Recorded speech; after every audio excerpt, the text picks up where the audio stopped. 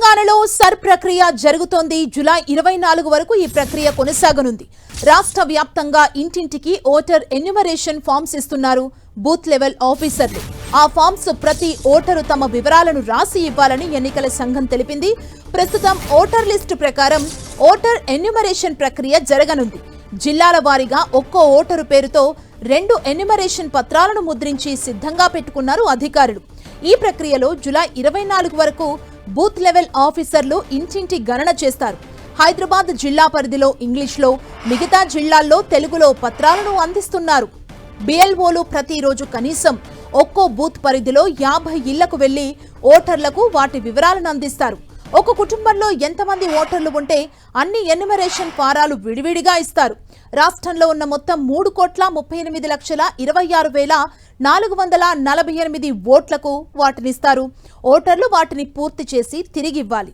బిఎల్ఓలు ప్రతి ఇంటిని కనీసం 3 సార్లు సందర్శిస్తారు. ప్రతి ఓటరుకు 2 ఎన్యూమరేషన్ పత్రాలు ఇస్తారు. ఆ పత్రాలను ఎలా నింపాలో వివరిస్తారు. నింపిన 2 పత్రాల్లో ఒకటి బిఎల్ఓ తీసుకొని రెండో దాన్ని రసీదుగా ఇస్తారు.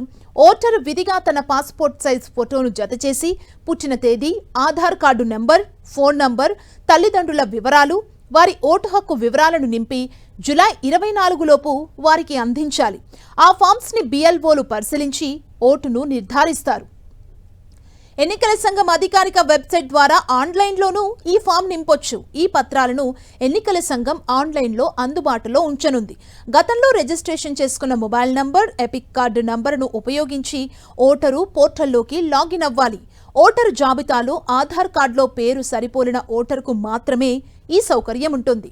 పత్రాలను పూరించడంలో ఏవైనా సందేహాలు ఉన్నా, బిఎల్ఓ ఇంటికి రాకపోయినా 1950 టోల్ ఫ్రీ నంబర్కు ఫోన్ చేసి సమాచారం ఇవ్వచ్చు.